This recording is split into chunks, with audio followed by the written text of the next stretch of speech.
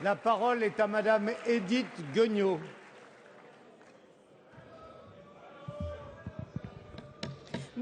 Monsieur le Président, ma question s'adresse à Madame la Ministre aux droits des femmes. Madame la Ministre, vous participiez ce matin à une conférence sur les enjeux de l'accès des femmes au comité exécutif et comité de direction des entreprises.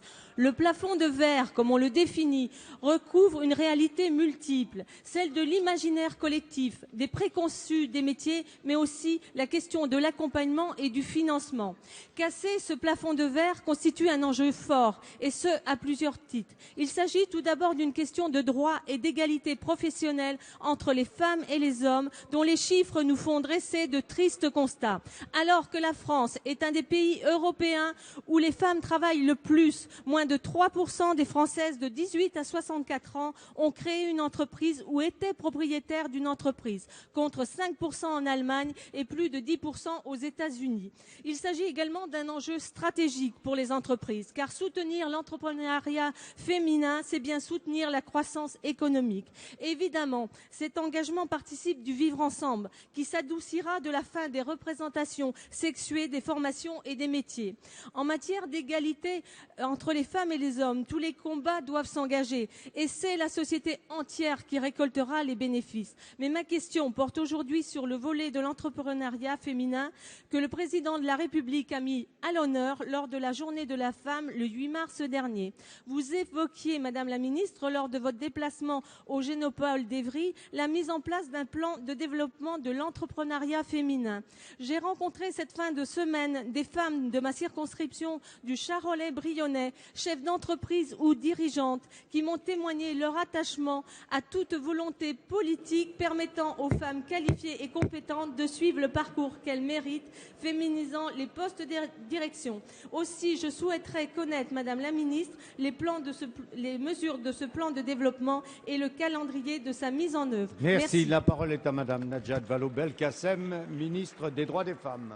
Merci Monsieur le Président, Mesdames et Messieurs les députés. Madame la députée Édith Guegnaud, les inégalités entre les hommes et les femmes, qu'il s'agisse du taux d'emploi, de l'accès aux responsabilités ou encore de la création d'entreprises, sont autant de pertes de chance. Des pertes de chance individuelles pour les femmes concernées, mais aussi des pertes de chance pour la société tout entière, qu'elles privent de leur talent et de leur créativité. Et c'est pourquoi nous avons pris à bras-le-corps ces sujets. D'abord, la question de l'accès aux responsabilités des femmes, vous le disiez.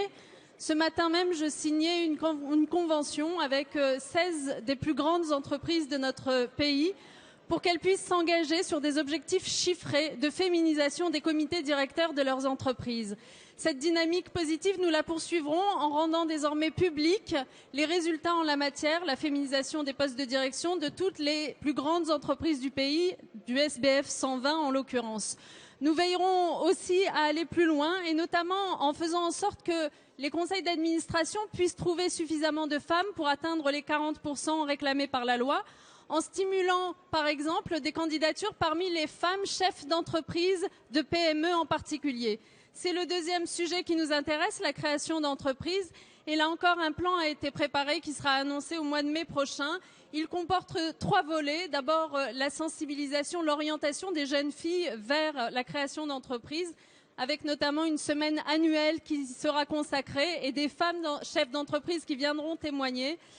Nous accompagnerons ensuite mieux que nous le faisons les créatrices grâce à des services simplifiés, à un premier accueil qui répondra à leurs contraintes spécifiques. Et puis nous améliorerons le financement qui est le nerf de la guerre. La Banque publique d'investissement interviendra comme la Caisse des dépôts et consignations et le Fonds de garantie à l'initiative des femmes verra son montant augmenter de 20% à partir de cette année. Voilà Madame Guegnaud, j'espère avoir répondu à vos questions.